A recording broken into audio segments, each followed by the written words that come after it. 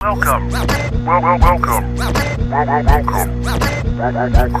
The Internet was originally created by a government defense agency, but it quickly became a platform for the growth of a new industry worldwide, offering a wide range of attractive products and services. As the web became popular with hundreds of millions of users, intelligence agencies like the NSA decided to use it for its own purposes. An instrument for global communication soon became a tool for massive spying, part of a surveillance industrial complex.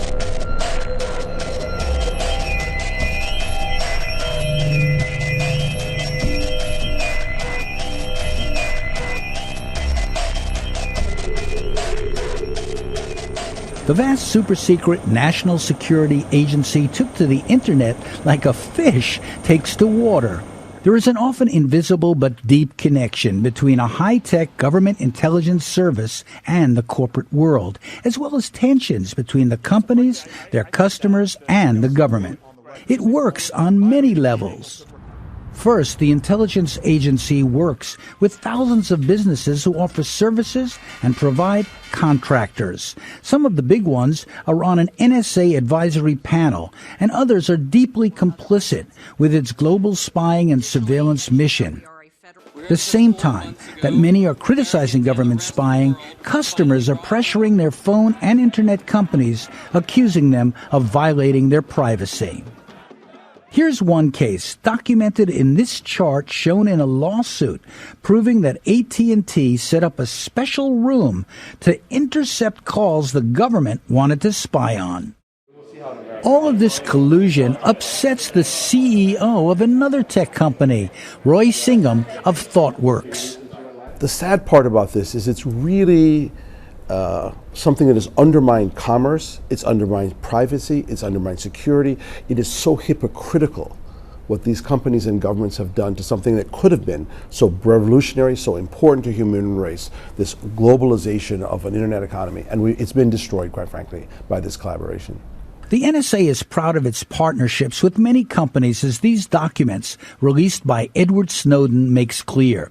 The agency has made deals with corporations to provide data in exchange for information on threats against their operations, as these formerly secret documents show. This relationship is documented in journalist Glenn Greenwald's book, No Place to Hide. This leaked graphic refers to what NSA calls strategic partnerships, 80 major global corporations in all, including well-known computer, telephone, and internet companies.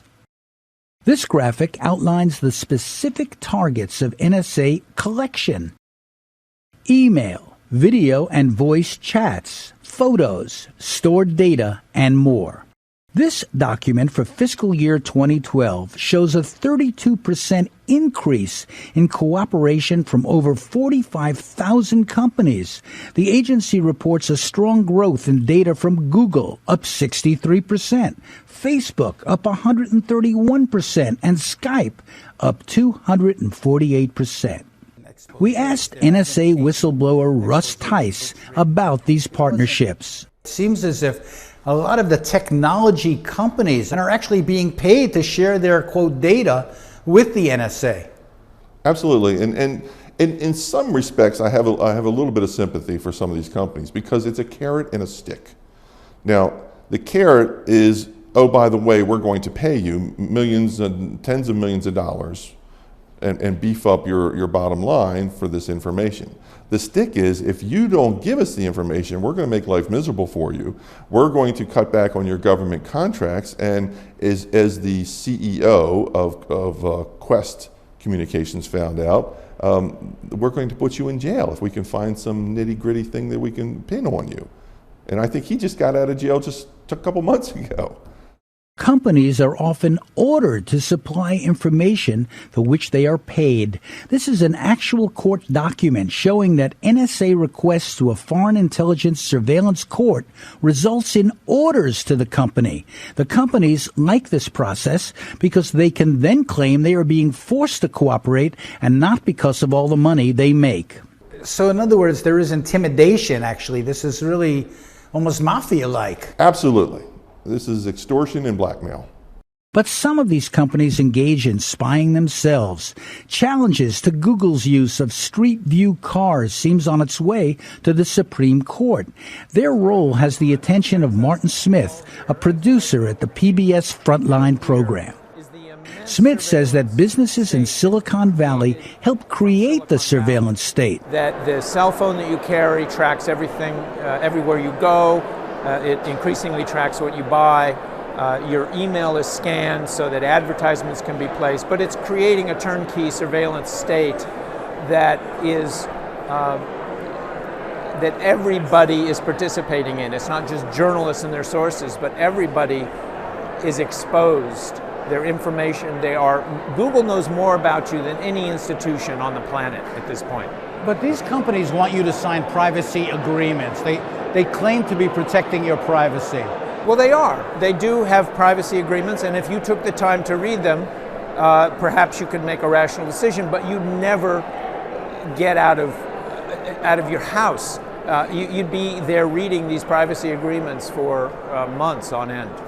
Alfredo Lopez runs an internet business to empower citizens. You're a customer of a company, you sign a privacy agreement with them. They want you to, they have an implied contract with you to actually ensure that your data is treated confidentially and private. Right. But they've broken that, haven't they, many of them? They've broken it, and they also, you have to really be careful. Google collaborates with the U.S. government. It's on a bunch of committees with the U.S. government. And its privacy and data protection agreement has more holes than a piece of Swiss cheese. So they can do literally anything they want with your data. In fact, Google writes into its Gmail agreement the ability to actually read your email. They claim it's for marketing purposes. But the same apparatus they use to read your email can also be used by some government official to figure out what it is you're talking about, and who it is you're talking to. So this is a battleground, isn't it? Between the desire of people to communicate without being spied on and the insistence by the government to spy on them. That is correct. The companies require privacy agreements like these that customers think protect them. But many of these agreements are written by lawyers who know how to conceal or sanitize the real meaning. The language is deceptive, writes critic Wolf Richter. They're all doing it. They're part of the enormously hyped bubble of big data, whose business model is to collect and monetize your personal information, which has become part of a new asset class. And seeing this, the NSA is dying of data envy. At the same time, initially at least, most of the big companies would not discuss their involvement or deny it. Larry Page of Google said, "Press reports that suggest that Google is providing open-ended access to our users' data are false, period." Facebook's chief security officer Joe Sullivan said, "We do not provide any government organization with direct access to Facebook's servers." Later, Mashable reported Google, Microsoft, Yahoo, and other tech giants knew of the existence of the secret NSA surveillance program, PRISM. NSA's general counsel says tech companies were aware of PRISM, they just didn't know it was called that. Early on in the debate, there were some statements by companies who may or may not have been involved in the program saying, well, we never heard of PRISM. But whether they ever heard of PRISM, any company that was from whom information was being obtained under 702 knew that it was being obtained. Correct. PRISM is just an internal government term that as a result of the leaks became a public term, but collection under this program is done pursuant to compulsory legal process that any recipient company would have received. According to Tom Gelton, a correspondent for National Public Radio, the NSA and many companies signed on to an ESF, Enduring Security Framework, to work together in a mutually rewarding way.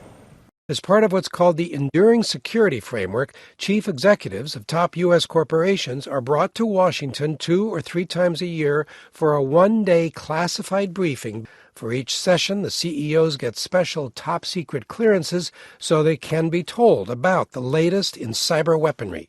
They can then go back to their companies and take steps to deal with the threats they hear about, threats they may not previously have taken seriously. Suddenly, tech companies began spending millions to boost their images. Right now, we exist in a surveillance state.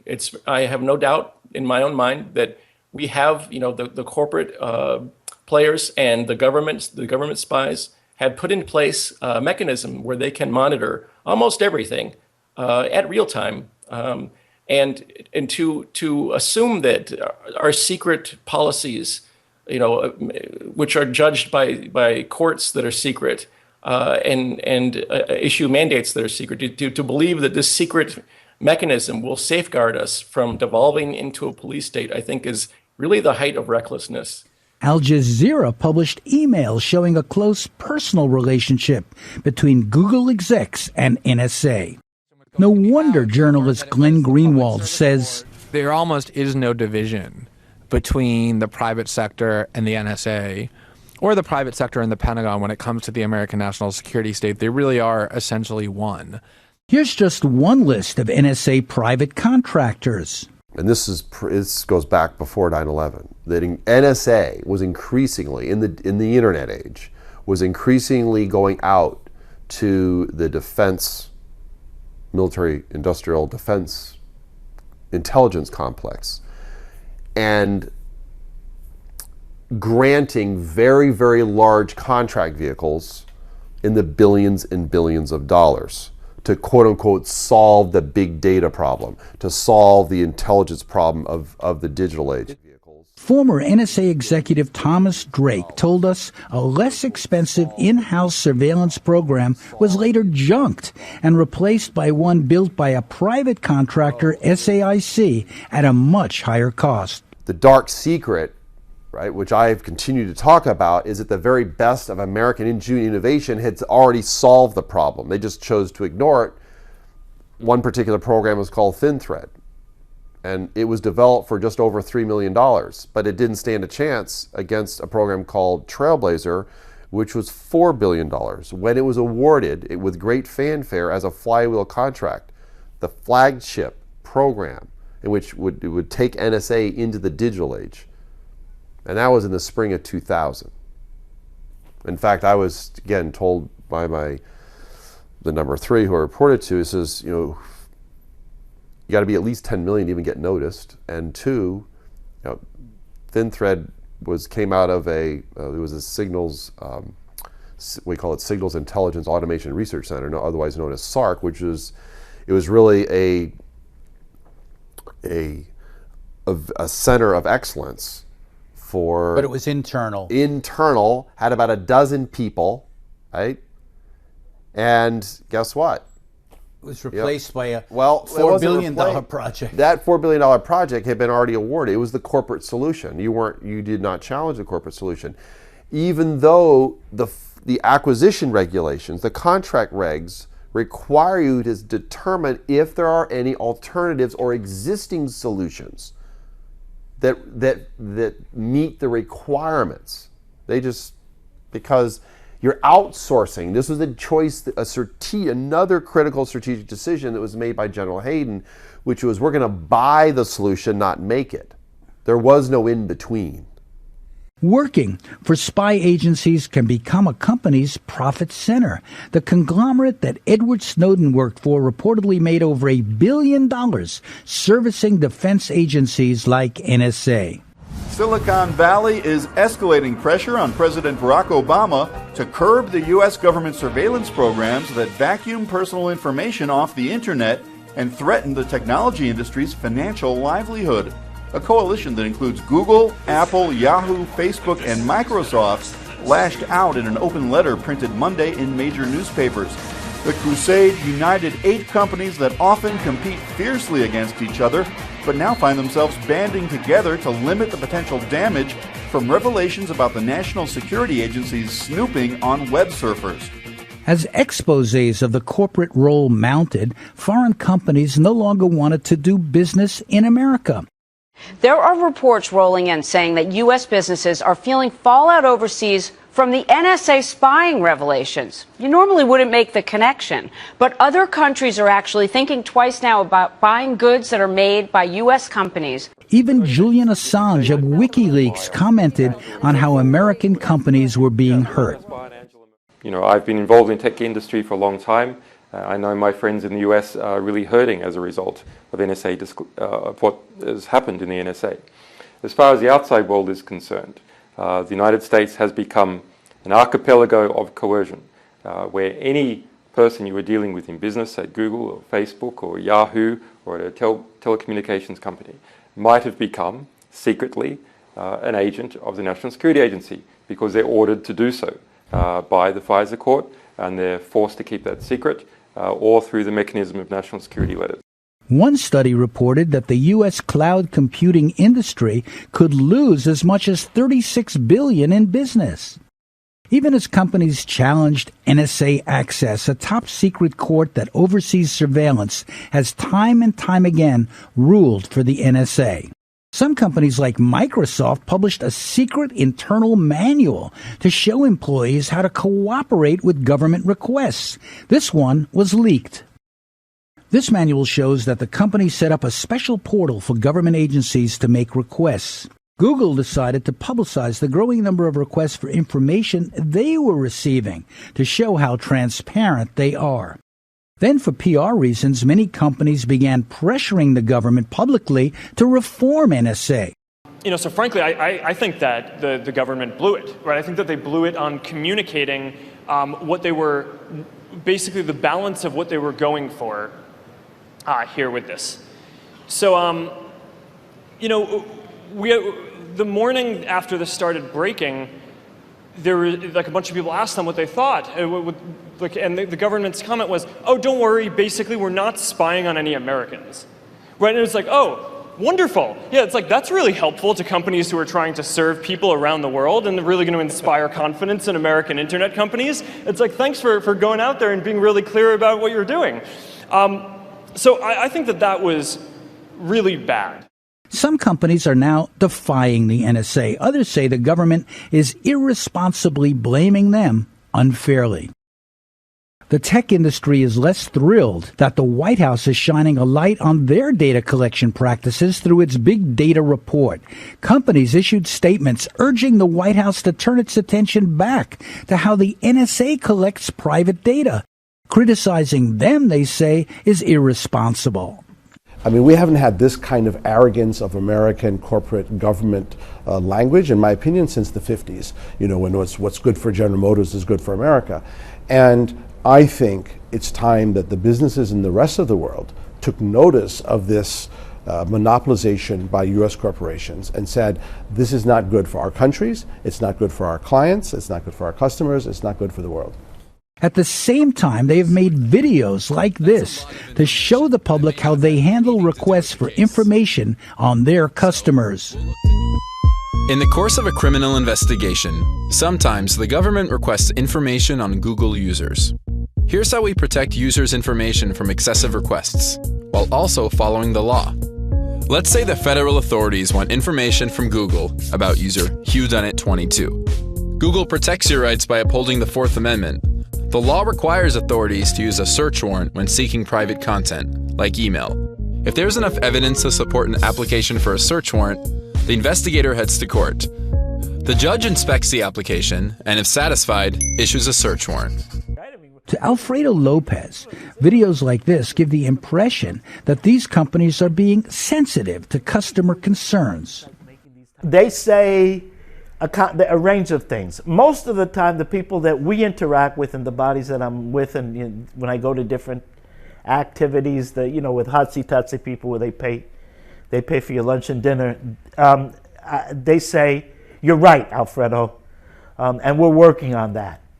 Or it's another. See, everything is so compartmentalized and divided that it's a self-protection. They can protect themselves.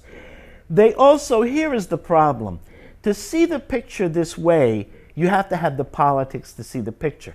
And that's what I keep saying to people that I talk to all the time.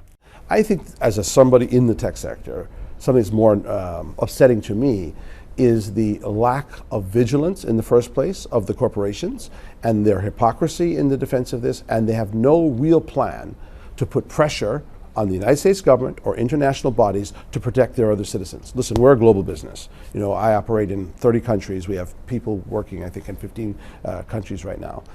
We have consumers, we have businesses in all these countries. Most global businesses do.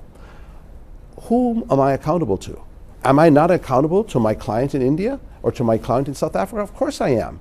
You can't pretend that you like global business and then you think it's okay that one country and one set of companies, corporations, have this unlimited license to exploit and spy on the rest of the world. You cannot proceed from the premise that the government has the right to conduct surveillance against you or anyone else. It does not have that right under the Constitution of the United States. It says it clearly. And, you know, all this stuff about, well, we have to surveil criminals and terrorists and everything. How do you know someone's a criminal? And how do you know someone's a terrorist? Why are you taking my email? If these companies can collect this information, so can the government. Martin Smith's Frontline series exposed corporate collusion with the NSA. The Googles, the Facebooks collect as much of our sensitive data as possible. But anything you hand to a private company is potentially government. The NSA specifically targets the communications of everyone. Corporate America and national security state know so much about us, and we know so little about them. I do see it as one of the stories of our time. It affects us all here as to whether or not we're going to be adequately informed about what our government is doing. And we do have a First Amendment of free speech and a Fourth Amendment that need on search and seizure. We need protections. They need to be upheld. Donald Byrd teaches journalism at Long Island University. He says not all of his students even recognize the problem. Our students think that the internet is just a utility. You turn it on and it runs, it's water, electricity, whatever, and the internet really has to be the same. And they're on their machines all the time. I took a train to Chicago and back recently because my son's at Northwestern University, and the kids, they're all on their screens. They're not talking to each other. They're never going to meet a significant other. Many of them may not know, may not care that other people are paying attention to what they're actually saying, or they're recording what they're saying. They're being monitored. They're being spied on. I know that. I tell them that when I go into my Bank of America, there are 14 cameras on me, watching me. There are cameras everywhere. We know that, and so forth. And I tell them never to text anything they wouldn't want their mother to read. Is privacy dead then? I mean, personal privacy? I think so. I think it is. So in a sense, the NSA, by its desire to control everything, has actually led to the global resistance to it. This is about economic, military, political, ideological, historical control. This is the fundamental nature of power in the world. Whoever controls the commanding heights of the new world economy, which is the internet, dominates the economic landscape for the next 50 years, then dominates the politics, and with that they dominate the political and military narrative. My sister is a historian, and others have told me that when you have a chance to rewrite history, you control the future. This is also about changing the history of the past. That's dangerous. Victors write history. If we're not careful, we're going to create a situation where the history of the people who fought in the civil rights movement, that's going to be obliterated. How did Nelson Mandela go to prison? It was the American deputy ambassador who turned him in. Those facts of history will be conveniently discarded if we're not careful. And that's what's at stake. The future of history and the future of knowledge. Coming up next, combating insider threats. The NSA's latest preoccupation since the disclosures by Edward Snowden created a firestorm. You will meet whistleblowers and hear their dramatic stories in the next episode of America's Surveillance State.